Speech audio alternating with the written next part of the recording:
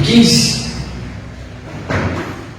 Hoje, por ser um trecho longo, mas parece que é muito uma prestação de contas, e como nós estamos no culto, eu não quero fazer a aulinha, eu quero fazer um culto. Eu gosto de ensinamento, né? Já deu para ver, está na cara que eu gosto de ensinamento.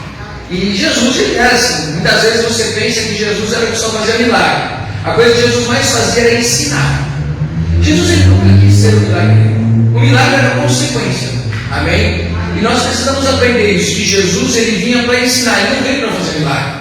Quando ele, em João capítulo 6, se eu não estou equivocado, mas João capítulo 6, as pessoas estão seguindo ele, e aí ele olha para elas e diz assim: vocês não deveriam me seguir por causa do milagre. Milagre é consequência, vocês deveriam me seguir por causa dos ensinamentos que eu trago para vocês.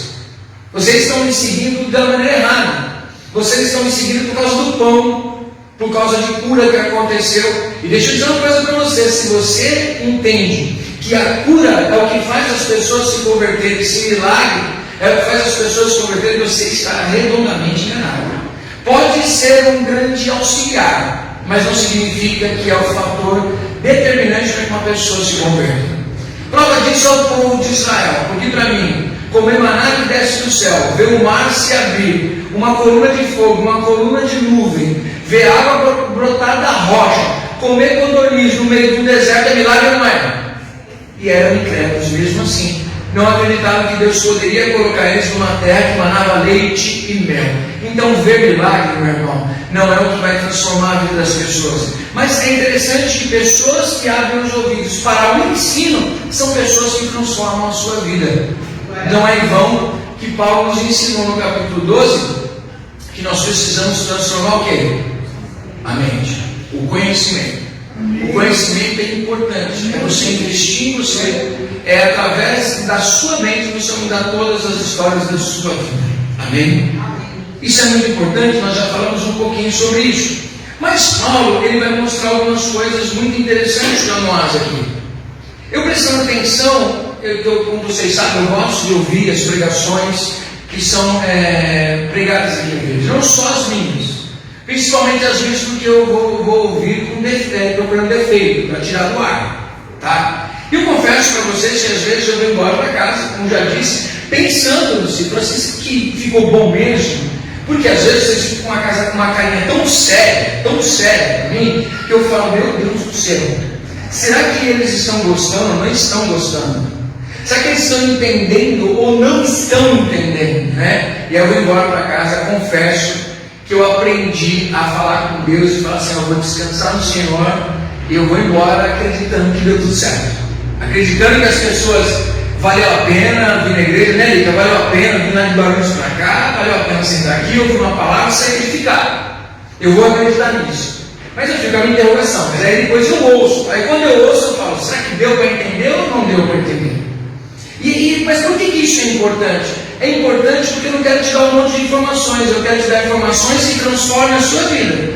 Porque se você somente ouvir um monte de informações, não vai mudar nada. Amém? E nós aprendemos no domingo que justamente esse é o problema. Muitas vezes nós chegamos até a religião, mas não chegamos até a pessoa de Cristo. Quem é Cristo?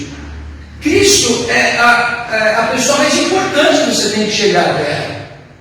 É a pessoa de Cristo que traz a transformação para mim e para a sua vida. Não é você conhecer de ouvir falar. Não é você falar de um Deus e não ter experiência com Ele. Paulo ele vai trabalhar justamente isso nesse capítulo número 15. Ele vai falar de um evangelho, mas não um evangelho de conhecimento, de informação. Ele vai falar de um evangelho que ele vive. Mas não a questão de viver para ele ser perfeito, mas as experiências que ele tem tudo a ver com aquilo que ele fala. Explico para você. Do que adianta eu falar muita coisa de um Deus que faz, e eu ando com ele e ele nunca fez na minha vida? Tem veracidade para você as palavras? Você acredita na fé dos outros, você precisa ter a sua fé genuína, a sua experiência experiência com Deus. A apóstolo tem medo de falar isso, e as pessoas falam: você não tinha uma experiência com Deus. Meu irmão, se você não teve, pode buscar que você vai ter a sua experiência com Deus. Você não vai falar de um Deus de longe, você vai falar de um Deus de perto, você vai falar de um Deus que faz milagre na tua vida, que anda com você todos os dias. Você vai ser a prova viva da existência de um Deus vivo. Amém? As pessoas não estão procurando as nossas palavras, elas estão procurando os nossos resultados. Amém? Eu falo: nossa, eu estou estudando, estou fazendo isso aqui, mas que resultado está trazendo na sua vida? Nossa, eu estou trabalhando bastante, eu estou investindo nisso, estou fazendo aquilo, mas qual o resultado? As pessoas não vão ver o quanto você dormiu ou deixou de dormir, as pessoas vão ver o resultado de você não ter dormido. Trouxe alguma transformação na sua vida? Trouxe algum valor? Alguma coisa é possível ver de diferente na sua vida? Pergunta para a pessoa ao seu lado: qual a sua experiência com Deus? Amém? Isso nos faz maduros, ser maduros na nossa existência, na nossa vida espiritual. E Paulo ele vai trabalhar isso no versículo 1 ao versículo 3. Ele vai mostrar o seguinte: que uma pessoa madura, ela já entendeu que ela precisa copiar quem? Cristo. Ele diz assim: venham a mim e aprendam de mim. Não é sobre mim, venham a mim e aprendam de mim. Quando diga aprenda de mim, quem vai ensinar? Amém. Quem vai te ensinar? Glória. Quem? Ele mesmo. Deus mesmo, em sua palavra, ele já tinha prometido lá em Jeremias capítulo 31, que haveria um dia aí que Deus perdoaria a maldade de todas as pessoas, o pecado de todas as pessoas, e já não ensinaria mais alguém ao seu próximo, dizendo: conhecer o Senhor, porque todos me conheceriam, porque eu mesmo, diz o Senhor, perdoarei a vossa maldade, eu serei o vosso Deus, e ao invés de ter uma lei fora, eu vou colocar uma lei dentro do vosso coração, eu vou guiar vocês. Você não vai ser mais guiado por homem, você vai ser guiado por Deus. Amém? O Espírito Santo te guiará. Jesus, para confirmar isso, lá em João capítulo 14, João 15, quando ele fala da promessa do Espírito Santo, ele diz: eu não deixarei vocês sozinhos, eu vou enviar um outro Consolador, mas de uma mesma essência. Quem é esse Consolador? O Espírito Santo, que estará convosco. O mundo não conhece, mas vós o conheceis, porque vocês andam comigo, e ele estará em vocês. Eu estarei com o Pai estará em mim, e eu estarei em vocês, para que vocês tenham alegria completa. Amém? Plenitude da alegria que vem de Deus. Paulo é esse homem que diz assim: rapaz, eu sou pleno da presença de Deus. Plenitude não significa que você virou uma marionete, que você não falha, que você só é um boneco que Deus mexe assim. Não.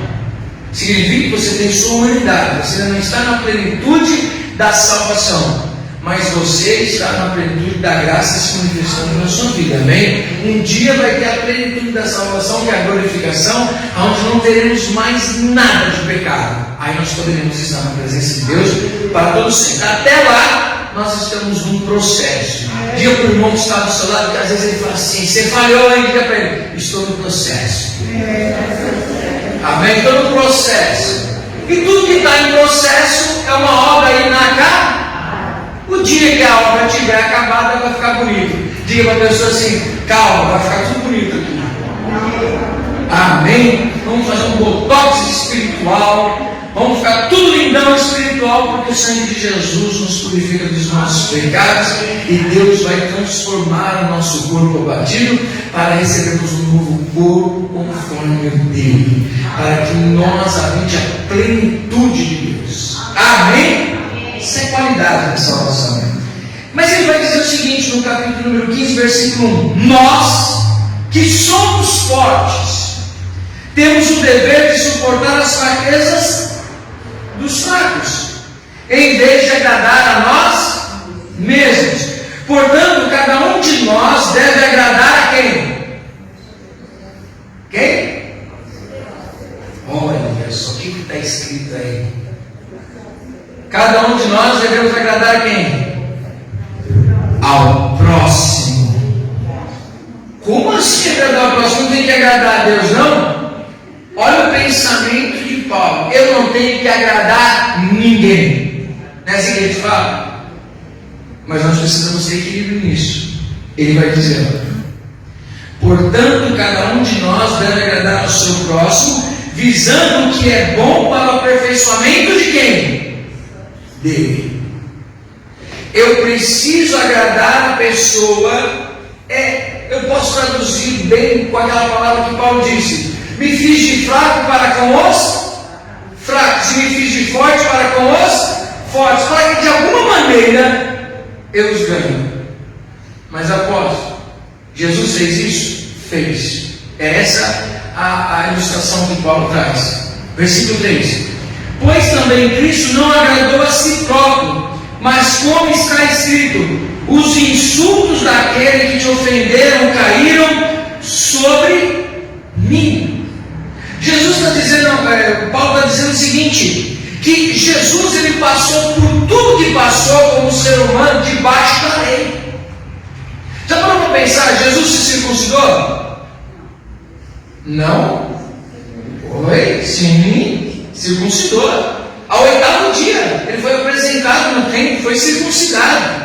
Jesus cumpriu a lei? Sim ou não?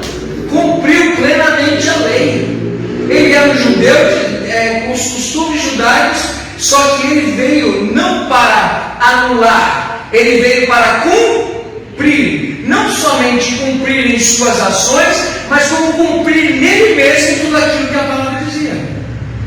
Então Jesus ele conseguia pregar para gentios e pregar para os judeus. Por quê? Porque ele precisava, pensa comigo, Jesus como Filho de Deus, ele precisava se circuncidar? Ele precisava ser batizado por João? Não, mas ele é o servo humilde que diz: eu preciso cumprir para ensinar. Ninguém ensina sem cumprir. Está dando para entender?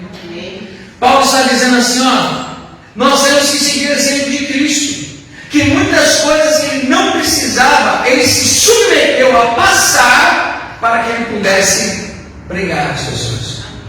Amém? Às vezes tem coisas que a gente vai precisar passar calada para a gente poder pregar a palavra de Deus. O Paulo ele vai dizer o seguinte: eu não conheço, acho que em Coríntios, se não me engano, ele diz assim: eu não conheço mais ninguém, a não ser de duas maneiras: ou é salvo ou é condenado. Eu não conheço outro tipo de gente. Ou é gente salva ou é gente condenada. Ou é gente que tem Cristo e é salva na pessoa de Jesus Cristo, ou é pessoa que não tem salvação. Não existe meio termo. Amém? Ou é salvo ou não é salvo. Amém? Diga assim: ou é salvo ou não é salvo.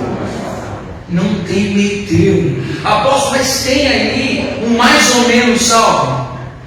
Não. Ou está salvo ou não está. Alguém fica mais ou menos grave? Está grave ou não está grave? Não é isso? Fez exame, diz: não, está grave. Fez exame, não está grave. Ou seja, sim, não. Porque passou disso? Amém. Só que isso é maturidade.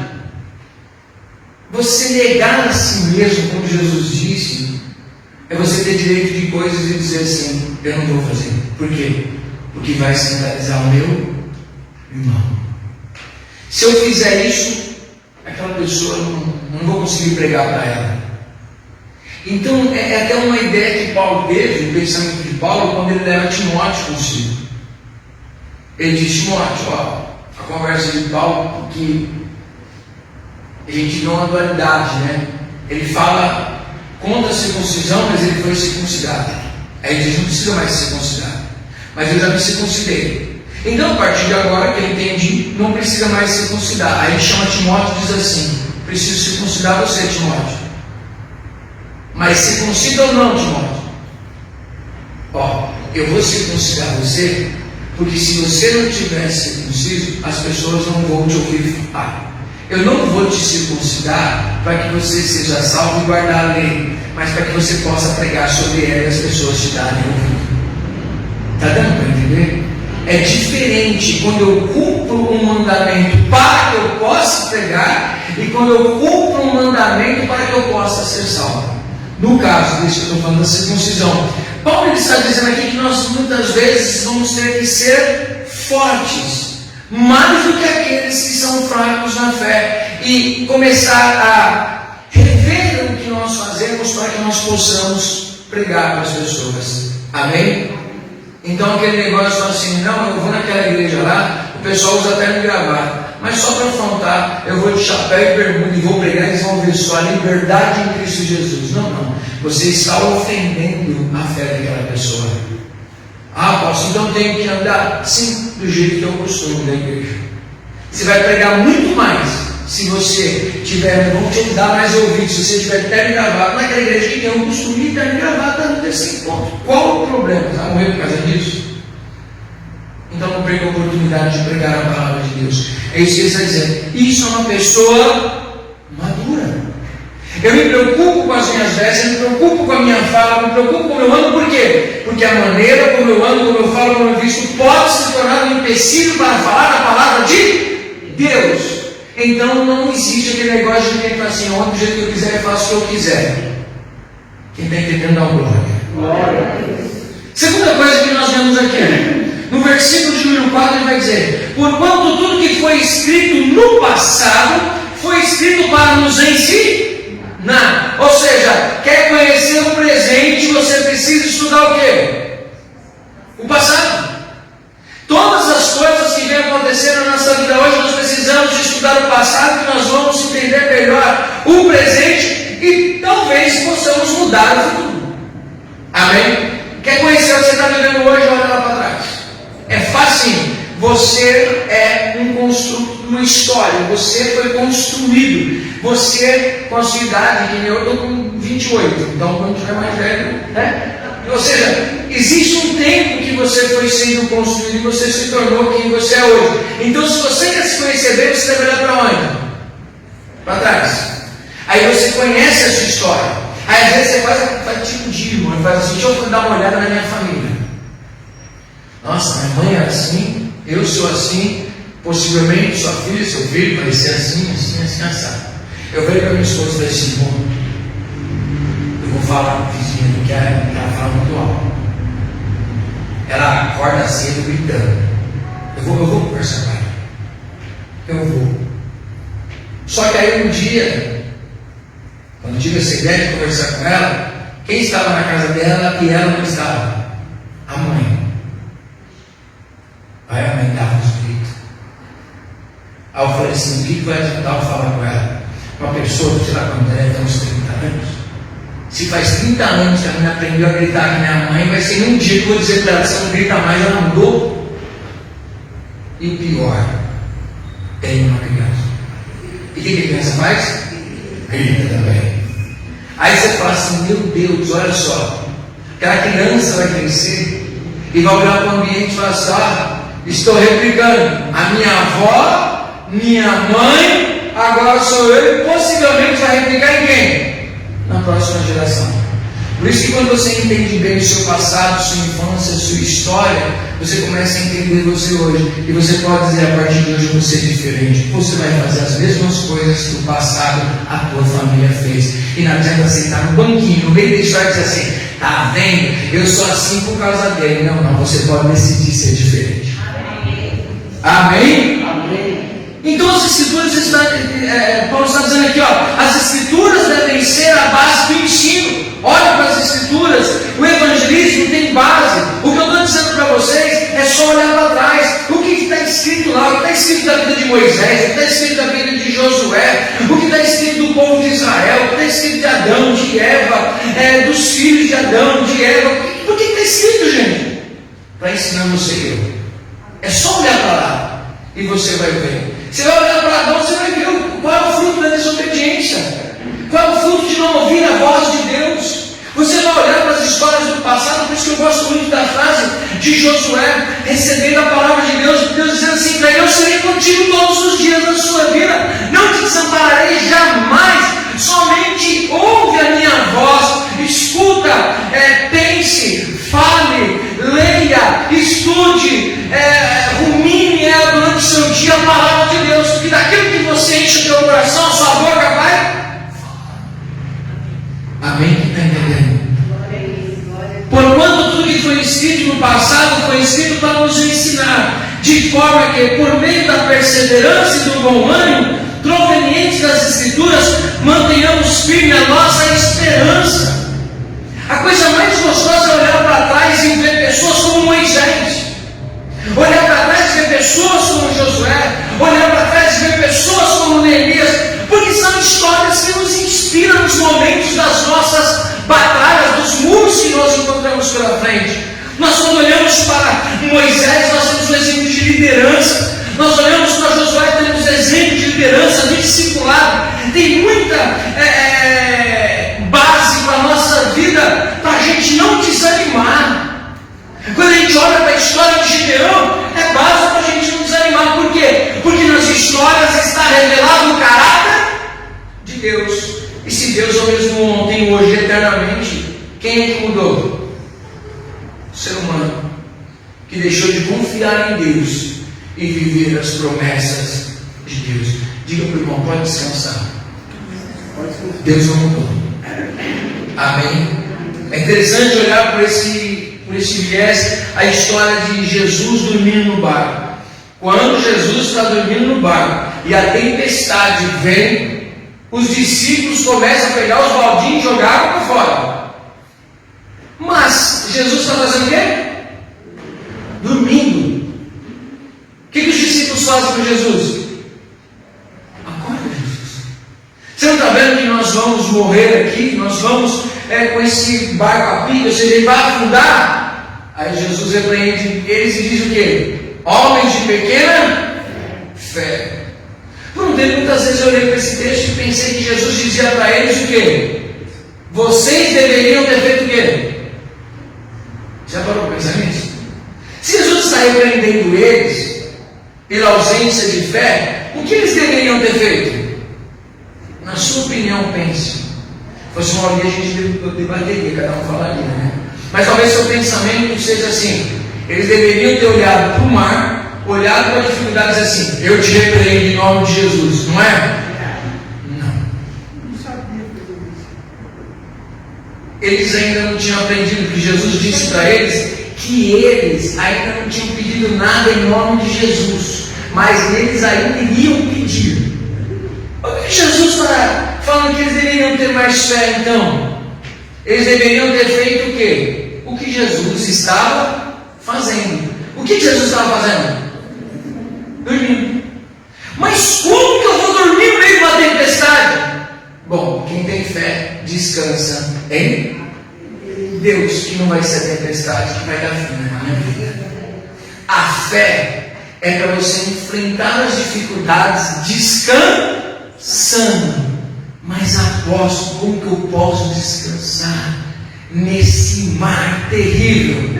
A gente precisa crescer na nossa fé, amadurecer. Diga assim para o irmão: não temas, descanse. Há dificuldade.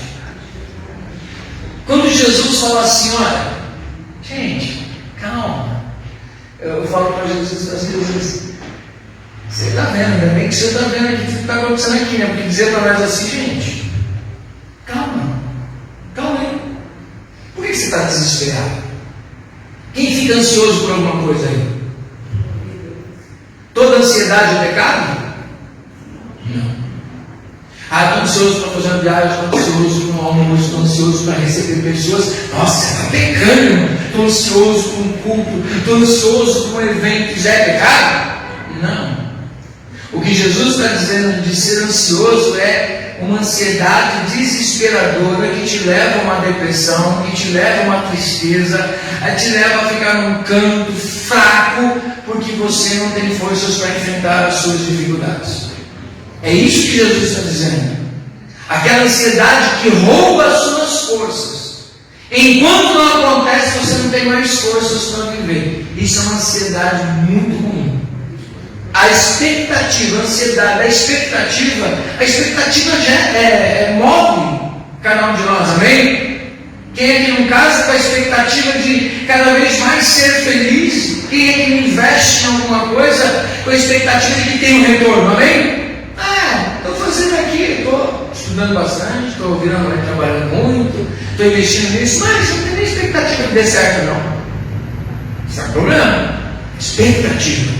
Paulo, ele está dizendo o seguinte: eu tenho essa expectativa em pregar a palavra, eu tenho a expectativa de anunciar o Evangelho, eu olho para as Escrituras, eu tenho essa expectativa. Cristo pregava com expectativa, eu tenho vida, e essa vida não é vista somente nas minhas palavras, essa vida é vista nas minhas ações, na minha maneira de viver. Quando as pessoas me olham, vão ver Cristo em mim e a minha paixão pelas coisas de Deus. Amém? Diga assim comigo: nós pregamos não somente com palavras, pregamos com as nossas ações. A pessoa chega feliz na vida. Vamos numa balada esse final de semana, como eu estou feliz. Aí a pessoa diz assim: eu estou para a igreja. Você quer ir para a balada ou você quer ir para a igreja? Onde uma pessoa fala assim: eu quero ir para a balada. Por quê? A igreja é para aquela pessoa que fala assim: nossa, para a igreja, olha, terça-feira, fui lá, fiquei ouvindo aquele apóstolo falando, meu Deus do céu, que noite maçante, que terrível. Aí você encontra o seu amigo no outro dia e fala assim: você vai fazer onde? Fui dar uma rolê, foi da hora, e terça-feira que vem eu vou de novo. Aí você fala assim: é bom esse negócio aí, você está tão feliz, eu vou com você. Será que nós passamos essa alegria toda para as pessoas? Pregamos a nossa maneira de andar, a nossa alegria em servir ao Senhor. Será que realmente nós nos alegramos com aqueles que disseram: vamos à casa do Senhor? Será que a alegria para a gente é bastante para nós? Responda aí para você mesmo. Amém? Olha só, interessante. Outra coisa que nós percebemos aqui na carta de Paulo aos Romanos, no capítulo 15. O cristianismo acolhe os rejeitados. Olha o versículo 7 em diante. Portanto, acolhei-vos uns aos outros, como também Cristo nos aceitou, para a glória de Deus.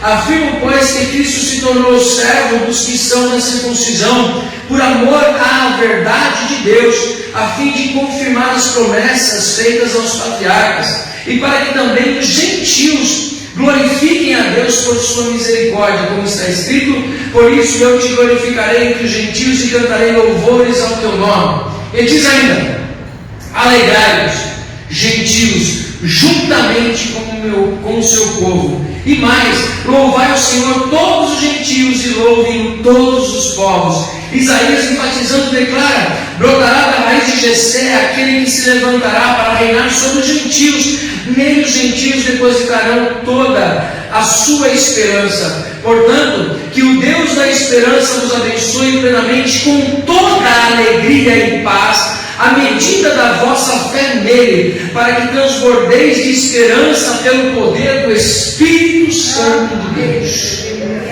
Aleluia! Ele está dizendo aqui: olha, Jesus não é rei somente dos judeus. Ele veio para escolher pessoas que não tinham nada a ver com a promessa, fazer os participantes da promessa e lhes dar esperança do Messias, do Salvador, do Redentor da vida deles. Nós somos coparticipantes com os judeus no louvor e adoração ao Senhor. Agora nos tornamos reis e sacerdotes do Deus Altíssimo, ou seja, cada cristão um sacerdote de Deus.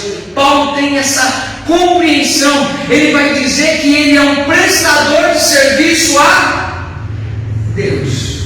Amém? Diz assim: funcionário de Deus. Cada um de nós somos um funcionário de Deus. Cada um vai entender isso. Olha só, o versículo de número 14 vai dizer para nós aqui, ó: caros irmãos, eu estou pessoalmente convencido de que já estáis cheios de bondade, plenamente supridos de toda a sabedoria, sendo vós mesmos capazes de orientar-vos uns aos outros. Contudo, a respeito de alguns assuntos, vos escrevi com toda a franqueza, especialmente com a intenção de trazê-los uma vez mais à vossa memória, e isso por causa da graça que Deus me concedeu, de ser um ministro de Cristo Jesus para os gentios, com o dever sacerdotal de proclamar o Evangelho de Deus, para que os gentios se tornem uma oferta aceitável a Deus, santificados pelo Espírito Santo. Tenho, portanto, razão para me orgulhar no Messias Jesus, no serviço que presto a Deus, porque não ousaria falar de assunto algum, senão expressamente daquilo que Cristo tem realizado, por meu intermédio, em palavras e ações. Isso é muito interessante. Com o objetivo de conduzir os gentios a obedecerem a Deus. Parece que é simples, nós falamos pastor, não, pastor. Uma pessoa que não gosta de estudar a palavra de Deus, uma pessoa que não gosta de examinar as Escrituras, é simplesmente uma prestaçãozinha de conta e falando o que ele faz. Mas quando nós olhamos aqui, ele dizendo: olha, eu tenho orgulho de falar de Jesus Cristo. E não tenho somente o orgulho, a alegria de falar de Jesus Cristo. Eu carrego na minha vida testemunhos para falar de Jesus Cristo. Ele tem agido na minha vida e eu vou pregar para as pessoas que nunca ouviram falar de Deus. E quando elas disserem: não conheço esse Deus, nunca ouvi falar, nunca ouvi, aí você vai dizer assim: olha para mim que eu vou te mostrar quem Ele é, olha o que Ele fez na minha vida. Nós temos um testemunho de Deus. Olha o que Ele vai dizer: porque não ousaria falar de assunto algum, senão expressamente daquilo que Cristo tem realizado por meu intermédio, não somente nas palavras, mas em nossas ações. Com que objetivo? De conduzirem as pessoas a obedecerem a Cristo. Sabe o que você fala assim? Imagine só, desafio para nós. Aqui ele estava falando sobre o desafio de servir a Deus aqui, na abertura. Uma pessoa perguntar para você: eu não sei nada do Evangelho, eu não sei disso que vocês estão dizendo, mas eu estou interessado. Eu estou interessado. Vamos colocar assim na cabeça da pessoa: eu estou interessado nesse produto que você está falando aí. Vamos ver se é bom vendedor. Você trabalha na Samsung e usa o iPhone? Ei, mas que tem uma coisa com outra, né? Tudo a ver, você está dizendo de um Cristo que você não sabe me conduzir até Ele, porque nem você foi. Você está falando de algo que você não vive. Você está falando de uma coisa que é uma ficção. Está na sua mente, não está na sua realidade. Aí você diz assim: bom, a palavra de Deus é uma verdade. Não, ela é a verdade também. Então tá bom, ela é a verdade, ela é a palavra de Deus, você tem certeza disso? Tem. Quanto você lê ela? Leio. Aí você vai dizer para a pessoa: é bom você estudar a palavra de Deus, hein? Aí a pessoa pergunta: você estuda? Nós temos que orar a Deus, nós temos que buscar a Deus constantemente, nós temos que orar e buscar a face de Deus. Aí a pessoa que não conhece Deus, você fez isso, né? Não é assim? Não, porque nós vamos andar nos mesmos passos que Jesus. Deixa eu dizer para vocês, mundo todo, nós vamos andar nos passos de Jesus. Nós vamos copiar a Cristo, nós vamos ser discípulos de Cristo. Aí a pessoa pergunta assim: como que é isso daí? Aí você fala: vou abrir as Escrituras para você e vou te dar uma aula de teologia. Ela fala assim: puxa, como você conhece? Vem e vê. Aí quando ela fala assim: mas você não acredita no que você disse que conhece? Como assim não? Porque as suas palavras me trazem ensino, mas as suas ações não me mostram que você acredita no que você está dizendo. Porque você está, não estou falando de Jesus, é um produto só para alegoria. Você não usa o produto que você está querendo vender. Nem você acredita no que você está dizendo. Você está iludido, você se encontrou com a religião. A religião te ensinou: olha, seja dizimista, seja ofertante, vai lá, dá um abraço no apóstolo, senta na igreja, ouve a palavra, vai embora para sua casa, glória a Deus. Você cumpriu sua parte com a religião. Com Cristo é diferente. Ele disse: vem cá, suas práticas, seus pensamentos, suas ações vão revelar se vocês são os meus discípulos. Quem está entendendo? É um glória a Deus. É isso que ele está dizendo: eu sou um prestador de serviço de Deus. Paulo ele mostra para nós o seguinte: Jesus, ele nos salvou. Amém? Amém? Nos salvou quando? Lá na cruz, quando ele perdoou os nossos pecados. João 3,16. Vamos ler aqui bonitinho, para a gente analisar aqui rapidinho, gente. por favor. Prometo que antes da meia-noite a gente sai. Aleluia. Analise. Porque Deus amou o mundo. Deus amou quantas pessoas? O mundo. Foi só a Igreja Apostólica de Prata? Foi o Adilson? Foi a Fátima?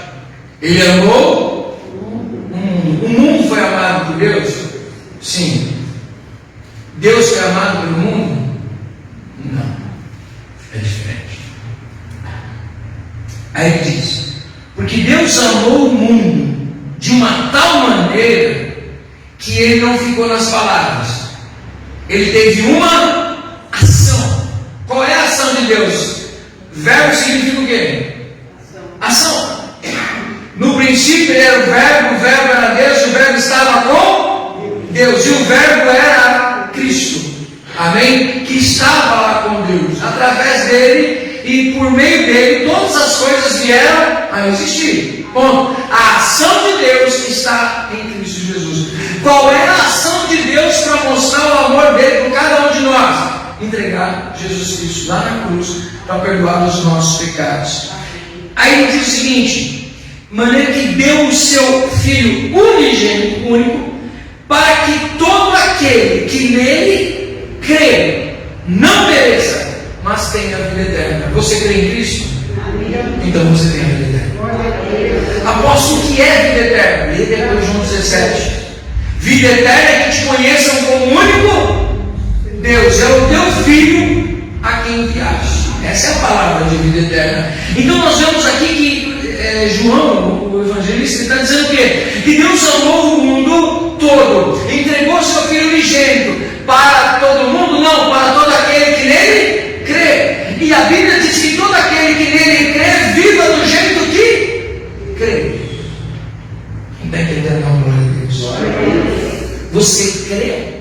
Então tem uma fé com obras. Fé sem obras é morta. Você crê que a igreja é importante estar aqui adorando a Deus? Então não falte. Você crê que é importante a palavra de Deus? Então não deixe de estudar. Você crê que é importante orar? Então não deixe de orar. Você crê que é importante dizimar a verdade? Não deixe de dizimar a verdade. Você entende que é importante amar o próximo? Então não deixe de amar o próximo. Você entende e crê que você deve amar os seus inimigos? Amém mais forte. Amém? Então faça. Porque aquilo que creio e não pratico, na verdade, eu não creio tanto assim. Paulo está dizendo: não, eu sou um prestador de serviço de Deus, eu estou a serviço do reino, eu fui salvo para isso, estou sendo salvo na caminhada, cada dia eu vou tomando posse dessa salvação, ou seja, eu estou numa santidade processual, eu estou recebendo essa salvação cada vez mais, ela está tomando conta de mim. Só que eu já entendi que se eu recebi Cristo um dia como meu único suficiente Salvador, ali eu já fui selado para a salvação. Amém? Para quê? Por que Deus não levou a gente lá, gente? Pensou no dia que eu fui batizado nas águas de Maria Correia? Deus poderia ter dito assim: aproveitar que você está limpinho agora, vem embora, que vai amanhecer sujo. Não é?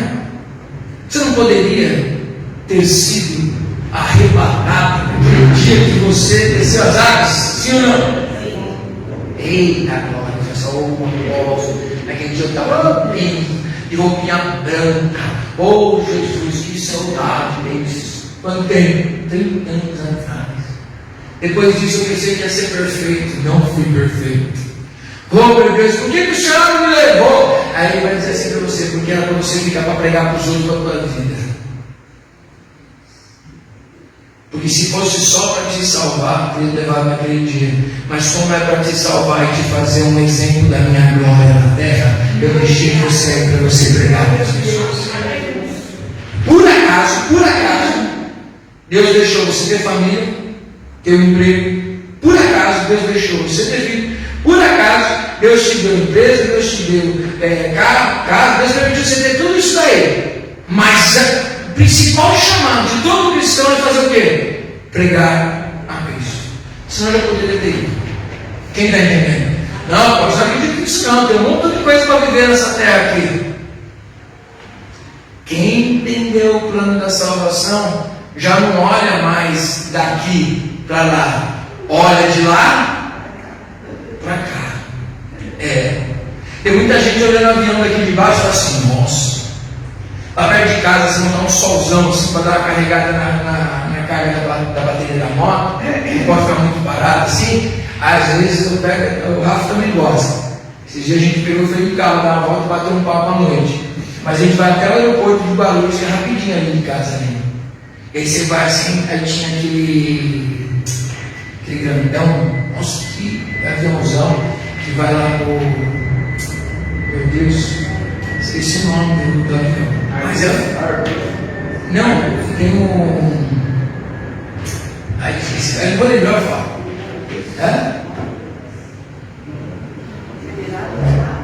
Vai para os Emirates. Acho que é isso que está lá no avião. É top o avião. E você olha, que negócio enorme, meu. Só que lá também é rota de alguns aviões lá onde eu moro. E às vezes você está. Aí você olha aquele negocinho desse tamanho assim. Quem vai passar de avião, olha lá de cima e vê pequeno aqui embaixo. Maneira da onde se olha, quem anda com Deus, olha de um lugar diferente. Eu vejo um homem que andava com Deus, nos ombros de Deus, era Davi. Davi, quando você olhava para ele na batalha dele contra o gigante estava olhando ele de cima, não estava? O gigante é maior do que Davi. E Davi está ali olhando para ele assim, e o gigante olhando assim. Fisicamente é isso, mas espiritualmente é ao contrário. O gigante estava assim, você é pequeno e desprezível. Aí o Davi nos ombros de Deus, ele é desprezível você, porque eu estou em cima dos ombros de um Deus poderoso. Eu tenho um Deus que vai me dar você nas minhas mãos, Ele vai me dar vitória. Eu estou olhando, contemplando de um lugar diferente. Quem anda nos ombros de Deus vê de um ângulo privilegiado. Quem está entendendo, dá uma glória a Deus. Olha, outra coisa que ele ensina para nós aqui, vamos lá voltar para Romanos para a gente caminhar para o final aqui. No capítulo 15, versículo 20. Isso aqui é uma palavra muito boa, pastor, para aqueles evangelistas que gostam de pregar para crente. Paulo não gosta de pregar para crente, não, Fábio. Para crente, olha, gente, uma coisa para você. Paulo é terrível, hein? Imagina assim, Paulo chega assim, eu não esperava isso de vocês. Vocês já eram para dar muito mais além. Vocês estão tomando leitinho. 30 anos de crente, 20 anos de crente, e ainda está cometendo coisas erradas como uma criança de 5 aninhos de idade. Você está com um problema. Você precisa de alguém com especialização em área espiritual. Um psicólogo que sabe tratar crianças com terra. Tem técnicas específicas. Porque olha, uma coisa, está desse tamanho. Ó, só de olhar. Porque é uma criança espiritual. Mas como assim, apóstolo? Jesus disse para que nós sejamos crianças que não for como uma criança. Para com isso, irmão. Deus é a palavra de Deus ao seu bel prazer, que não é isso que Jesus está dizendo, você já aprendeu. Quem dizia um amigo na empresa, não seja um crente frião, não seja um crente frião, não. Você sabe da verdade. Você está vivendo com uma criança de 5 anos, tendo 25 anos de igreja. Está errando em coisas pequenas. São coisas pequenas que a gente está vacilando. A gente fica patinando em coisas pequenas. E Deus está dizendo assim: vocês nunca avançarão coisas grandes enquanto você não passar nesse estágio. Às vezes as pessoas ficam na igreja, nós estamos cansados de ouvir isso, mas você não se posiciona nem nisso que você está ouvindo. Aí eu quero grandes coisas de Deus, você não se posiciona nas coisas pequenas. Você quer viver coisas grandes, mas não consegue se preparar para coisas pequenas na sua vida. Como é que você vai viver o grande de Deus se você não sabe valorizar hoje João 3,16 na sua vida? Como é que você pode falar Jesus te ama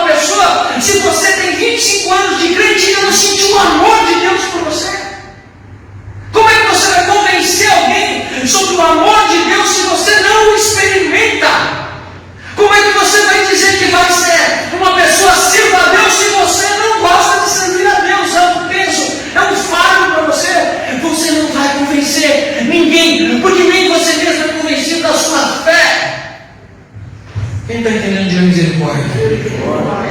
Credo, apóstolo, mas Paulo disse isso. Nas entrelinhas é isso que está aqui para a gente. Eu sou maduro, eu já entendi, eu tenho que pregar a Cristo, é uma dívida que eu tenho. Imagine isso, gente.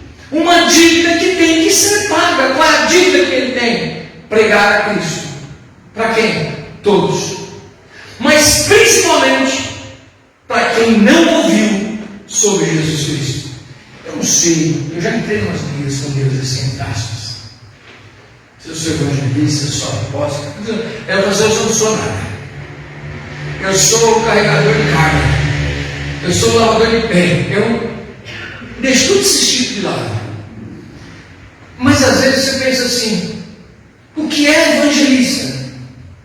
É aquele que prega o evangelho. E às vezes eu vejo que eu sou muito evangelista. Não, Paulo, você está pregando para aquele de 25 anos.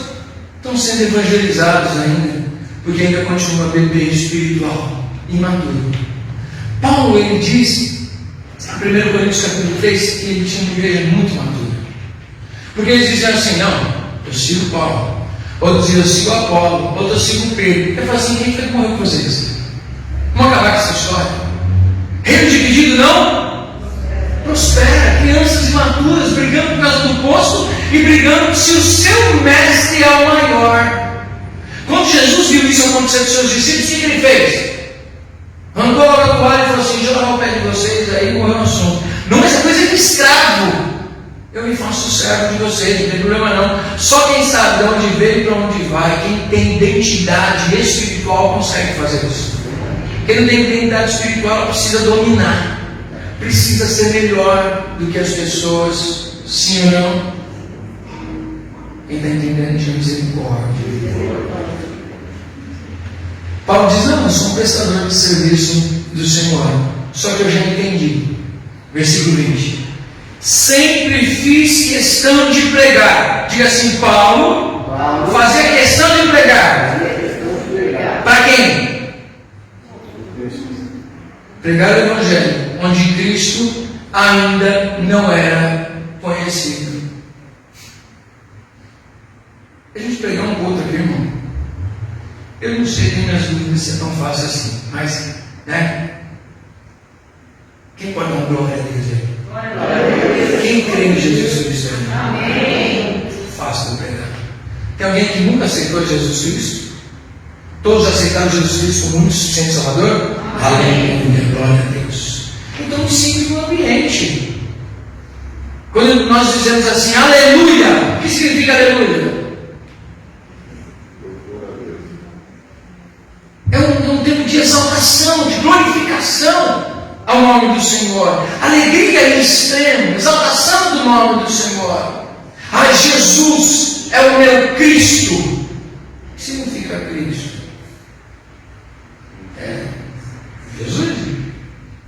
Jesus, o Cristo. Cristo significa o Messias para você? O Rei ungido? O teu Salvador? Salvador de quê? Nossa, apóstolo, aí você está pedindo demais, está com muita informação para a gente. Só que é o nosso ambiente. E agora, quando nós chegamos num ambiente onde Cristo ainda não foi pregado, como é que você vai pregar? Além do conhecimento que você tem que ter sobre o que você está falando, entre as outras áreas que a gente estava falando, que você acredita tanto que você pratica aquilo que você diz que os outros têm que fazer. Ele disse: sempre fiz questão de pregar o Evangelho onde Cristo ainda não era conhecido, de forma que não estivesse edificando sobre um alicerce elaborado por outra pessoa. Aí eu vejo a hora de pregar mesmo. Eu digo: eu posso me dar a oportunidade de pregar a palavra de Deus, eu posso me dar a oportunidade. Sou evangelista, já te passei com umas coisas dessas, tem fato, pessoas dizendo: sou evangelista, mas ninguém me envia. Evangelista, ele precisa ser enviado? Ou ele tem uma chama que arde em seu peito que ele não consegue ficar parado e ele quer pregar o Evangelho àqueles que não conhecem o Evangelho. Sim ou não?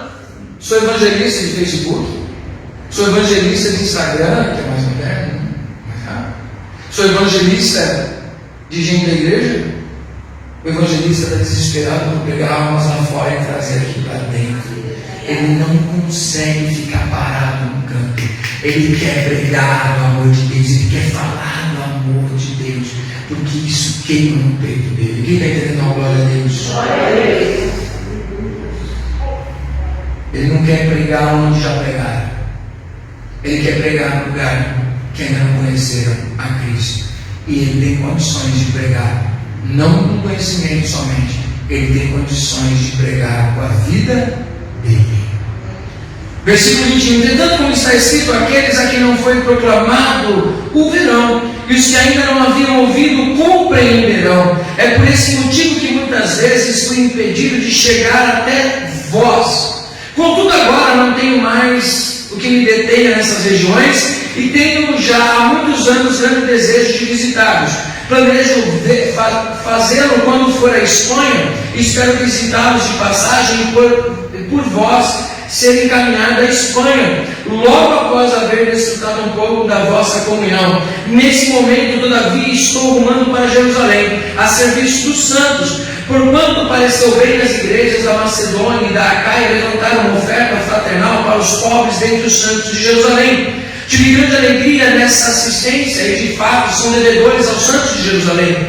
Pois, se os gentios participaram das bênçãos espirituais dos judeus, devem igualmente servir aos judeus com seus bens materiais. Assim, havendo concluído essa missão e certificado de que receberam esse fruto, partirei para a Espanha, passando para visitá-los.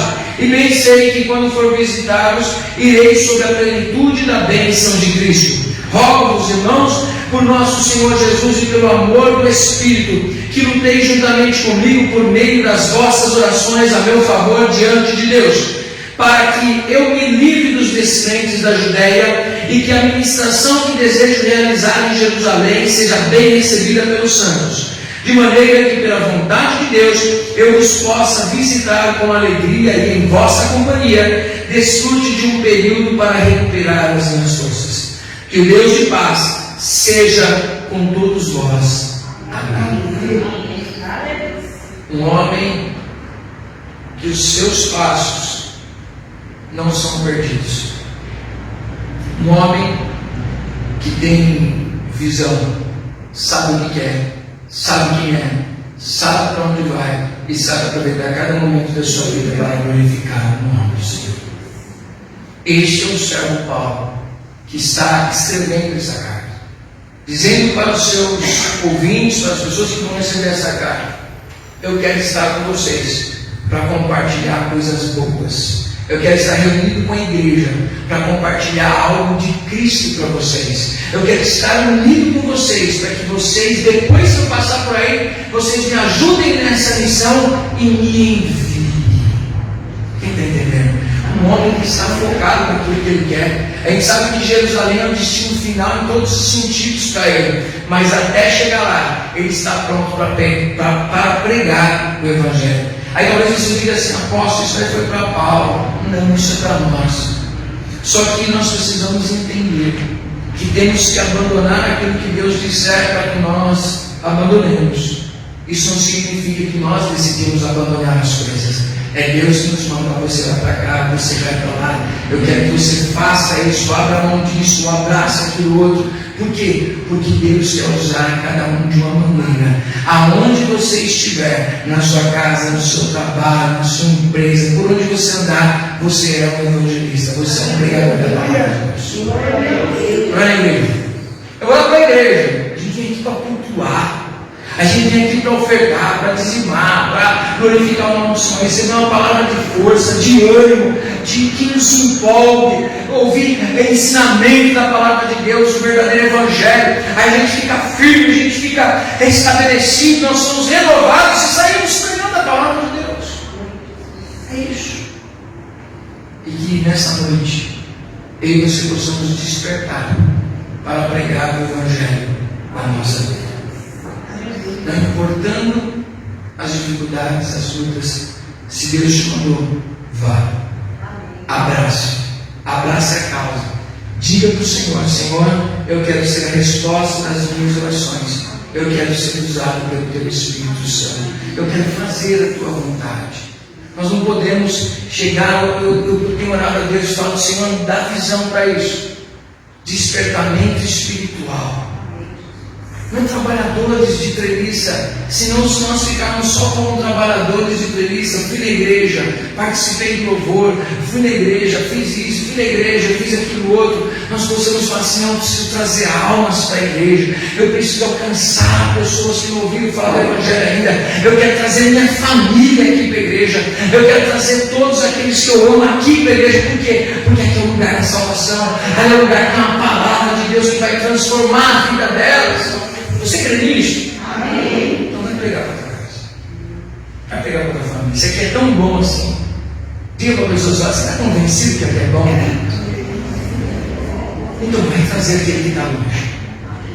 Vai trazer aquele que está longe. Ah, eu acho muito bom, mas toda vez que eu saio da igreja, eu saio reclamando do Senhor. Eu já tive pastor que saiu da igreja assim. Dava carona para os outros, daqui até a casa da pessoa. Nossa, o apóstolo subiu na cruz. Imagine quanta gente não sai. Acabou o culto. Nossa. Aí chega em casa, está tomando café com o povo, está jantando, comendo a pizza. Nossa, o apóstolo está demais, né, gente? Cadê o velho? Esse escrevendo romance, não vai mudar o disco, não? Nossa, é chato, né? Chato, cara, não é? Nossa, tudo fúria. Não, olha. Aí depois você fala assim: vamos na igreja comigo. Vai fazer o quê? Não é bom. Agora você quer que eu vou, porque onde você chegou e falou que não aguentava mais aquele cara, mano. Se você que fala todo dia, não aguenta mais ele, imagine eu não aguentar um dia só, é muito para mim. É muito. Tem comida? Se tiver comida, eu vou. Porque eu sei que a comida lá é boa, aí eu vou embora. Mas eu não quero a palavra. Por quê? Porque nós reclamamos do lugar que a gente vai. A gente reclama. A gente é mais pronto em achar defeitos do que dizer da qualidade, dizer: vamos à casa de Deus do Senhor, vamos adorar a Deus, porque é muito bom.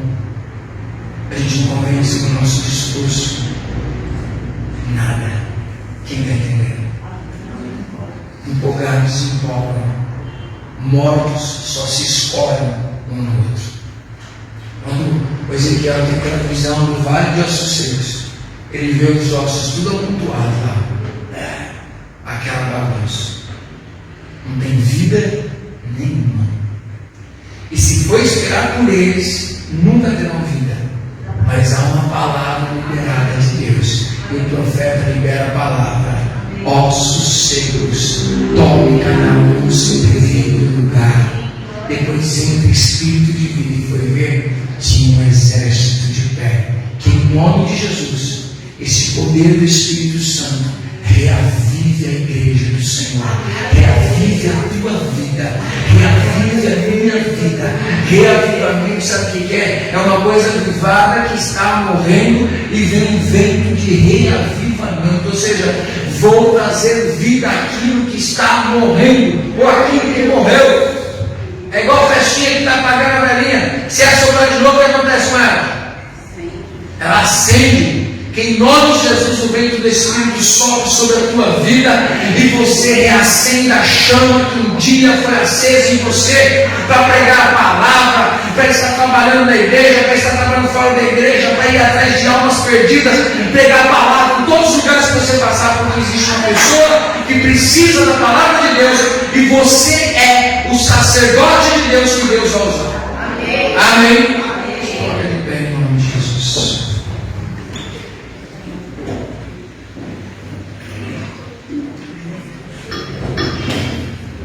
Vem 5 grupos por aí. E a igreja precisa estar preparada. As famílias precisam estar preparadas. Nós precisamos estar preparados para enfrentar as batalhas. Não é tempo de dormir. Não é tempo de pestanejar. Não é tempo de ficar vacilando. Nós precisamos nos unir, nos amar e nós cuidarmos uns dos outros, porque estão chegando os tempos cada vez mais difíceis. Difíceis para as famílias, difíceis para os nossos jovens. E nós não, já deu para perceber, hoje nós não conseguimos mais mandar em ninguém. Nós podemos influenciar pessoas. As pessoas abriram suas mentes, mas às vezes perderam ser influenciais com suas mentes abertas. Não está nada fácil para as famílias, não está nada fácil para a igreja, não está nada fácil para o pastor. Não está nada fácil. O inimigo tem investido pesado. Ou a igreja desperta, ou a igreja vai sofrer. E eu não quero. Eu quero vencer. Eu quero vencer com Cristo. Então, Jesus diz: desperta, tu que dormes. Desperta. É tempo de despertamento espiritual. Não deixa a vida engolir você. Viva para a glória de Deus. Morra para o mundo. Que se quer você compartilhar, abrir um espacate, pé na igreja, pé no mundo, nós nos arrebentamos. Não vai ter jeito. Que o Senhor te dê discernimento, que o Senhor fale ao teu coração. Espero que nessa caminhada que nós estamos, semana que vem, a gente possivelmente acabe no livro de Romanos. Mas que tudo isso se torne não somente informações, mas que seja material para você mudar a sua vida e ensinar as pessoas que estiverem ao seu lado a verdade da palavra de Deus. Amém. Você recebe essa palavra no coração? Despertamento, despertamento. Fala: Senhor, não deixe a gente morrer dentro da igreja, se tornar um mausoléu. Você vai aqui, quem já foi aqui no cemitério, vê lá. Tem as casinhas, tudo arrumadinho, tudo bonitinho. Mas o que tem lá dentro? Gente morta. Eu não quero que a igreja de fato seja a coisa mais linda nas paredes. As coisas mais lindas nos bancos e nas aparelhagens e nos espaços, de cada um no seu cantinho, mas cheio de gente morta. Eu profetizo vida sobre você. Que em nome de Jesus você ressuscite hoje.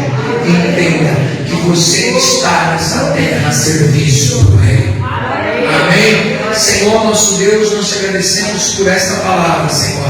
Me desperta cada dia mais e mais. Desperta o teu povo, Senhor. Nós estamos a serviço do Rei. Já não era mais para nós estarmos nessa terra, mas o Senhor nos deixou para que nós venhamos brilhar como luz em meio às trevas. E não se pode esconder uma cidade edificada sobre montes, e não se pode esconder a luz debaixo da cama, mas é colocada no velador para iluminar. Senhor, nós somos ainda os teus discípulos, chamados para salgar essa terra. Senhor, então em nome de Jesus, restaura as nossas vidas, para que nós possamos ser restauradores de vidas, em nome de Jesus. O mundo clama, a sociedade clama, Senhor, para que os filhos de Deus se manifestem e a sua glória venha encher as nossas vidas, Senhor. Começa pelo nosso lar, começa pela nossa casa, Pai. A alegria, o amor em te servir, a alegria em estar na sua casa, para que as pessoas vejam: vai ali um sacerdote, vai ali um servo, uma serva de Deus, levando no peito o amor pelo Evangelho, a palavra do Evangelho, o amor pelas vidas perdidas, aqueles que ainda não ouviram falar do Evangelho da salvação do nosso Senhor Jesus Cristo, do qual Paulo se orgulhava, e nós nos orgulhamos de ser anunciadores dessa boa nova, que Deus amou o mundo de uma tal maneira que entregou o seu próprio Filho unigênito, para que todo aquele que nele crê não pereça, mas tenha vida eterna. Que a sua igreja, em vez de julgar, seja a igreja estende as mãos e restaura os feridos. Aqueles que estão doentes sejam sarados pela palavra que flui do teu altar e que flui das nossas vidas. Pessoas enfermas geram pessoas enfermas. Pessoas doentes ferem, machucam outras pessoas, mas pessoas saradas têm palavra de cura e de restauração, e eu profetizo cura e restauração a começar na nossa casa, em nome de Jesus Cristo. Isso nós te pedimos e te agradecemos, no nome santo de Jesus Cristo. Amém. Diga para o irmão que está do seu lado, vamos juntos. Amém. Juntos. Se você enfraquecer, eu estendo as mãos para você. Amém. Se eu enfraquecer, você estende as mãos para mim. Isso é corpo de Cristo. Amém.